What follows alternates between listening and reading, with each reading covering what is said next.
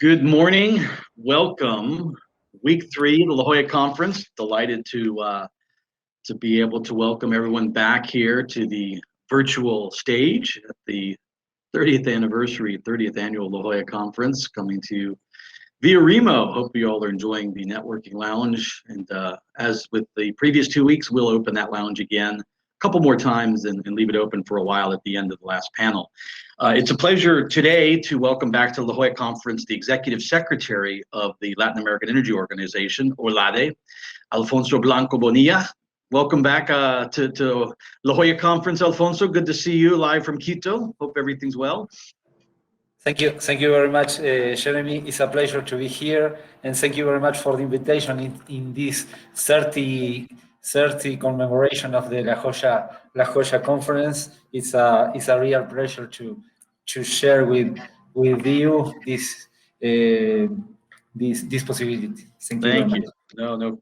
And for those of you, let me just give a brief introduction. Alfonso Blanco is the Executive Secretary of OLADE, as I noted. He's in his second 3-year term. He's elected by his peers in the ministries and secretaries of energy in Latin America. OLADE is an organization made up of the government ministries, secretaries, and organizations in the governments of the region for energy. And so he's in his second 3-year term, as I mentioned. He's originally from Uruguay. He's a former official in the Uruguayan government, but we're pleased to have him join us today with the head of OLADE. And indeed, we've invited him to talk about this issue in broad theme of building back better, charting the post-COVID recovery. It's obviously something that's been discussed, and we've had it implicitly in most of our panels and discussions so far. It's there, we can't avoid it, but we've asked to have Alfonso directly discuss it explicitly. And so I want to start because OLADE, as I mentioned, is the association or organization of energy officials and ministries and secretaries. And so they have been very engaged with those governments on this building back better and the concept of charting post-recovery. So Alfonso, it goes without saying, Latin America, one of the most hardest hit, huge economic impacts from the pandemic, from COVID, still ongoing. The issues are not gone by any stretch of the imagination. There have been an interesting array of fiscal responses we've seen by countries across the region. But what I want to start with in this concept and where OLADE is working on building back better is, I know you've worked with the International Energy Agency and the Inter-American Development Bank on indeed a roadmap in efforts for a cohesive plan for the region to build recovery. So why don't we start there and talk to us about what that roadmap entails, what's gone into it, and just exactly where you see this recovery from the region's energy sector. Thank you, Alfonso. Well, thank you, Jeremy, for the question. As you said, the Latin American and the Caribbean region has had a very important impact of the pandemic in the GDP of the region during the last year. But the region was in a very bad situation previously of the pandemic, considering the development of the economies of most of the regional economies, and that was very bad for the region, because the previous situation of the pandemic was in a very weak fiscal situation for most of the Latin American countries. After that, we are facing an average of 8-9% of the decrease in the GDP in most of the economies of the region, and it was most affected the economies that has part of the income from natural resources. The extractive industries were the most affected during the pandemic, and that kind of economies in the region were the most affected during the pandemic. So when we in 2020, when we saw the situation in the region, we started a dialogue with other agencies, the IDB, the International Energy Agency, and how we can give support to the regional governments in order to prepare a recovery and for the region, with focus on the sustainable recovery of the region. And we worked during last year with the IDB, with the International Energy Agency. We started with a dialogue, including the ministers of energy in the region, to discuss the different impacts of the pandemic during the year. We did this discussion during October, November last year, including Fatih Birol from the International Energy Agency and a panel of ministers in the region. Very good results after this discussion with the ministers. After that, we prepared an action with the IDB in order to discuss with the governments, with the regulators, and with the utility companies what are the planning after the pandemic, and what are the impacts in the region, and what is the post pandemic recovery. The main aspects that we consider in the discussion, and there are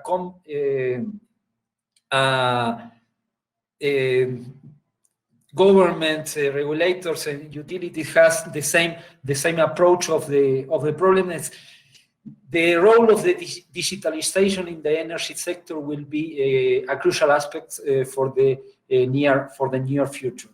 The disruptive technologies will accelerate in the region after the pandemic, and the role of the government in order to give support of the incorporation of these disruptive technologies will be a crucial aspect to be considered. We need modern and better regulatory frameworks in order to have more incorporation of new technologies in the region, with focus on the sustainable recovery in the region. And that is a very important issue to discuss, because our regulatory framework for the energy sector, and most in the electricity sector, were designed during the 90s with a different conception of the energy sector, and we have to incorporate the new technologies and new energies in this new model for the energy sector. Other issue that is very relevant in the discussion is the role of the private sector in this recovery, because with a very weak situation of our economies, is completely difficult to provide fiscal resources for the green recovery of the region, and the role of the private sector will be crucial in this recovery. But to increase the participation of the private sector in the energy sector of the region, we need to improve the conditions for the private investment in the region. That is a general approach of your question, and we can go indeed. Yeah, I know. I want to follow up for sure. I mean, you've mentioned, in fact, we had a small roundtable the other day on electrifying everything. And indeed, I think you've highlighted one of the challenges with disruption and the need in terms of digitalization, but in terms of modernization of grids, but the regulatory and government policy frameworks to allow those things to really happen in the region. But you'd said green recovery, so let's follow up on that, because I have a two-part question as a follow-up, because I think we all hear the term and we all talk about green recovery, and you just did as well. So what does green recovery mean? to Olade, when you say as part of the roadmap and what you've talked about with IEA and with the IDB, so what does green recovery, that's the first part of the question, the easy part. The second part is also something you talked about, which is the fiscal stress of most of the countries. And what I want to ask you to talk about is a lot of your members depend heavily on returns from oil and gas, from fossil fuels, for their balanced budgets, for their ability to finance their governments. We had a panel last week where focused on the Andes, where it was a resounding yes, that oil and gas revenue will be part of the economic recovery of Colombia, Peru, Ecuador. So, okay, that's a lot to take, but there you go. So define green recovery and how do you balance that with legacy fiscal dependencies on oil and gas? Yeah, of course. When you talk about green recovery, is the role of the energy transitions in the new energy model of our region, and the capacity that energy transitions has in order to create more and better jobs in our region, and that is the main concept that we are incorporating in the discussion with the IDB and the International Energy Agency. Accelerating the energy transitions in the region will have a very good results in order to have more jobs and better jobs conditions for our people in a region that had very high impact in jobs destruction during the pandemic, and that is the role of the green recovery for the near future. But our approach to the green recovery is under the incorporation of the energy transitions in the region, but considering the role that hydrocarbons and fossil fuels has in our economies. We know that the fossil fuels will be present during the near future in our economies. The transitions are part of the strategies of the region in the decarbonization of the region in order to obtain and to reach the environmental goals that are part of the international negotiations. But the role of the fossil fuels in the near future, we know and we are convinced that will be a part too in the economic recovery of the region. Most of the most affected economies in the region were during the pandemic the economies that has the part of the income part of the income comes from the oil and gas revenues, and after the pandemic and with better conditions for the oil and gas prices in the region, I am convinced that the oil and gas revenues will be essential part of the economical recovery. But our region has a roadmap in order to accelerate the energy transitions, and the incorporation of the energy transition and the acceleration of the energy transition will have a very important impact in the job creation and better job conditions in the region.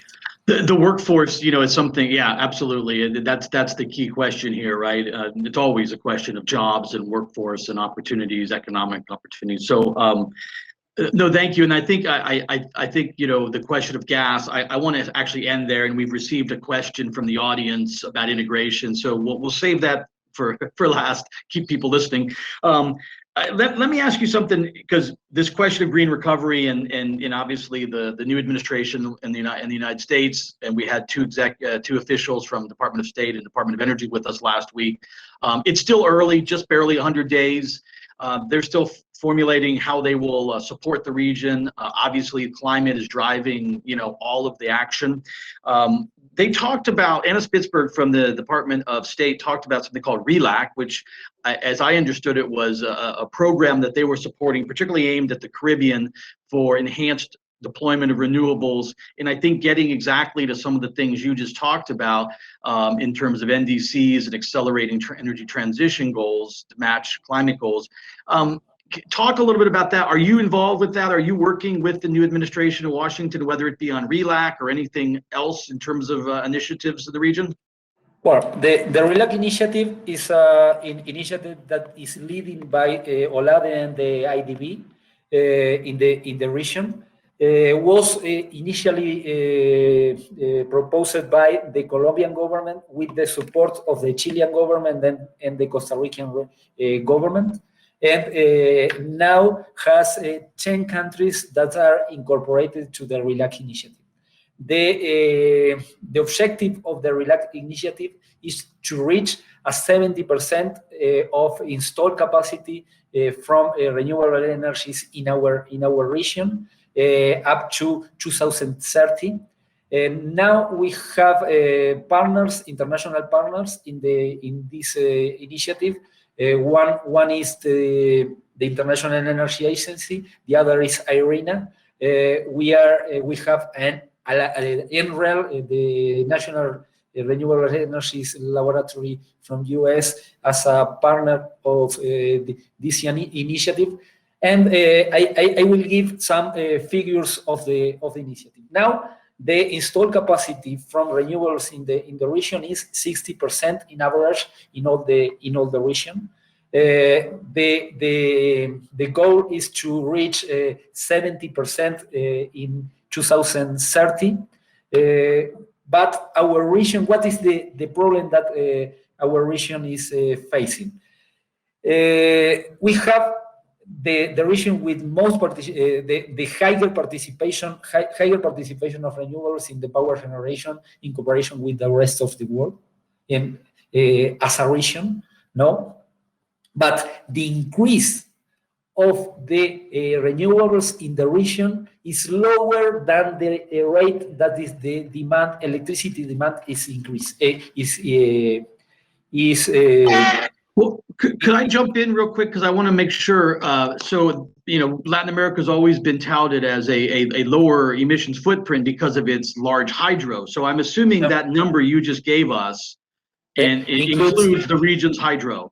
Exactly, includes all the region's hydro, but the installed capacity in hydro was in previous decades, no? And we are facing a problem that the electricity demand is increasing in a rate that is higher than the incorporation of the renewable energies in the region. That has a direct link with the NDCs in each country. And the initiative is to reach an objective of 70% of incorporation of renewables installed capacity in the electricity generation.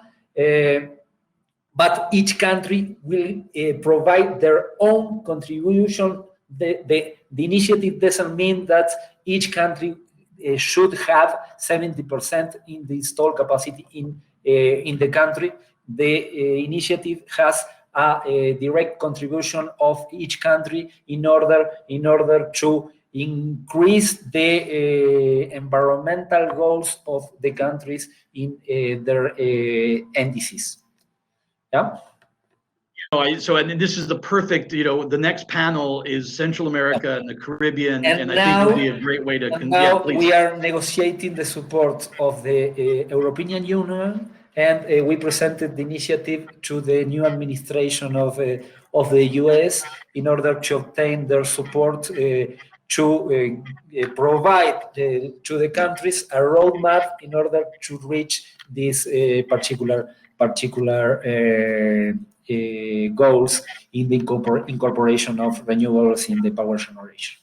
Well, without putting words in the officials in Washington's mouth, from what I heard last week, they are indeed eager and want to and will support that initiative, among others, in Latin America. So, look, we're starting to run out of time, and I want to make sure we spend a fair amount of time on the integration question. regional integration has been a core of the mission of the Institute of the Americas since its founding. Economic integration, the integration of the Americas has been a core of the founding of the Institute. And I know it's the same at OLADE. The regional integration and energy integration is such a core principle of the organization, OLADE. And we talked in great detail last week on a couple of panels, particularly the Southern Cone Gas panel.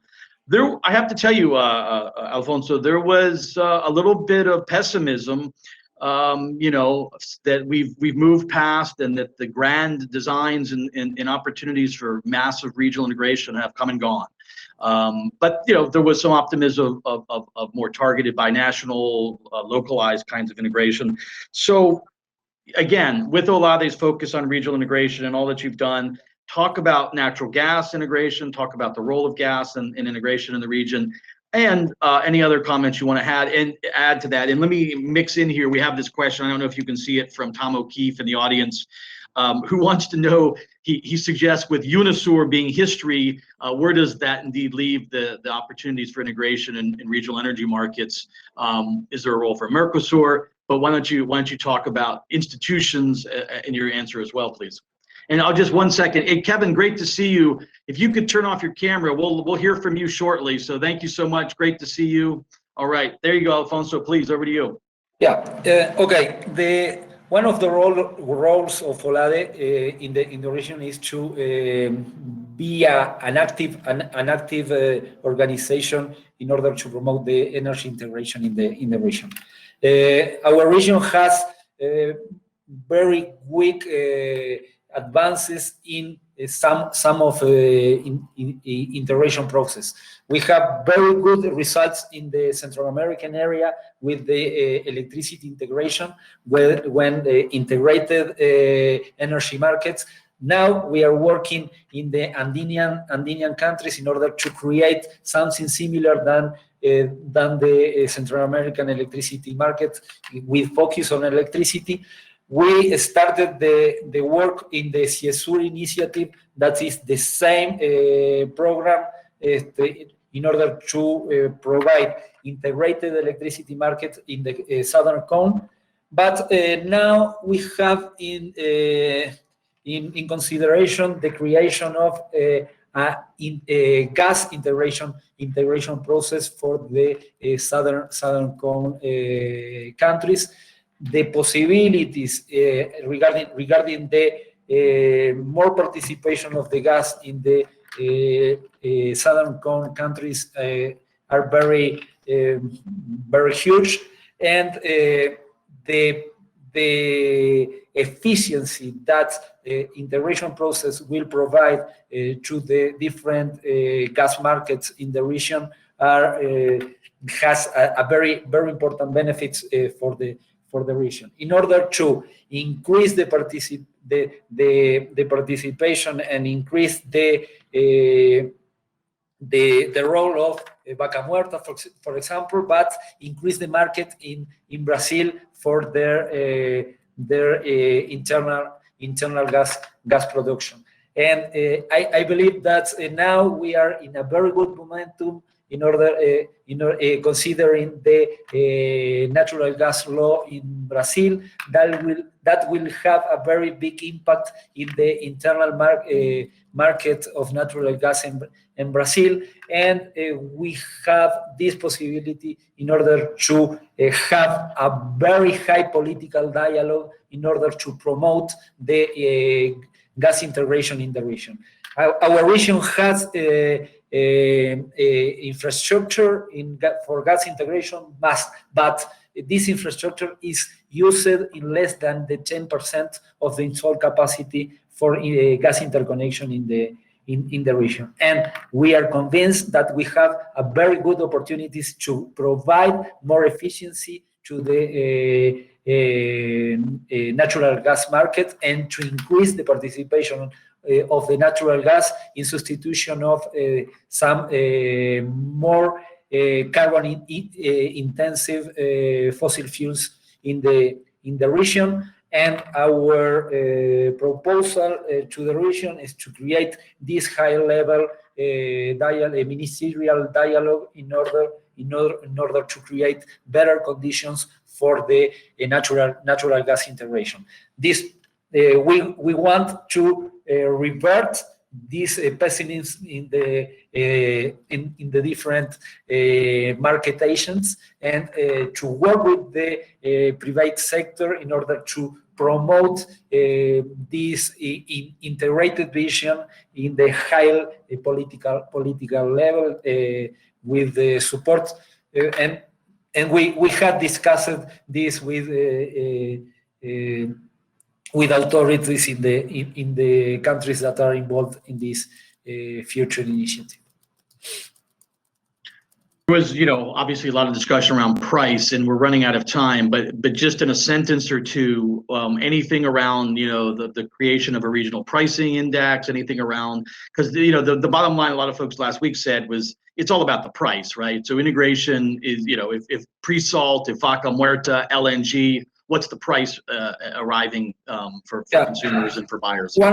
One of the proposals that we are discussing is to create a regional index for the region, because most of the regional contracts are linked to the Henry Hub index, and that is not very good for the development of the regional market, because the economical signals for the natural gas regional markets are completely different than the Henry Hub index.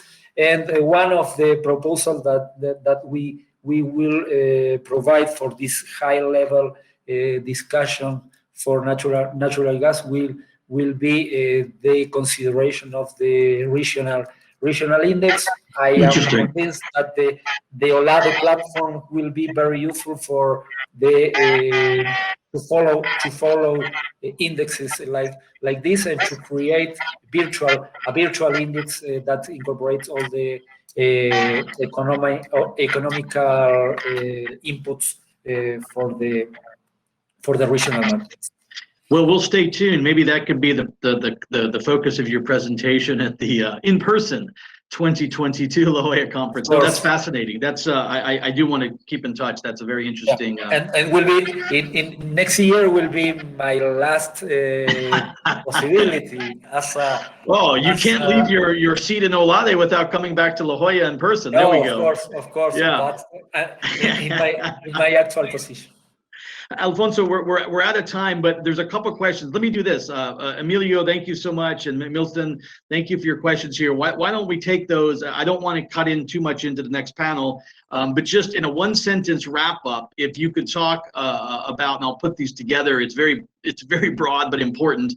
What price may countries pay if they don't pursue this green recovery, sustainable recovery? And then, the IEA report caused an enormous amount of debate this week.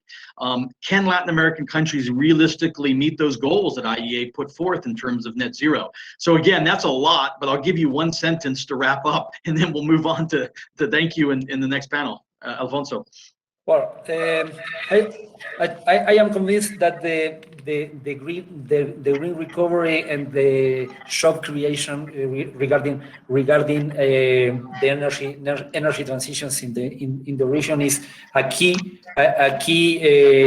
aspect to be considered for the near future. But I want to include an additional aspect: the role of the critical minerals in the energy transitions, and what will be the role of the Latin American economies in the provision of these critical materials in order to obtain the net zero in 2050 for most of the big economies in the world. Latin America and the Caribbean will have a critical role in the provision of this critical material for the accelerating energy transition. Maybe this is a new issue to incorporate in future discussions, but I wanted to highlight the role and how in the Latin American region we can manage this increase of the demand. No, of it's a the- fantastic point. It's a fantastic point to add. It is something we've talked about. We'll keep talking about. We have a couple of deep dive interviews that we recorded about topics of lithium and the critical minerals debate. Thank you for adding that. That's a perfect place to highlight and conclude our conversation here, responding to the question about net zero and the path to net zero. Virtual applause. Thank you very much, Alfonso Blanco, the Executive Secretary of the Latin American Energy Organization, OLADE, and good luck to you in Quito, the big day coming up on the 24th with the new administration in Ecuador. We're all very eager to see what transpires with the new government there. So, best wishes, congratulations on the great work you've done at OLADE, and thank you again. And now we will transition. Thank you very much, Jeremy, for Thank you. this Thanks so much to you and your team. Bye-bye, Alfonso.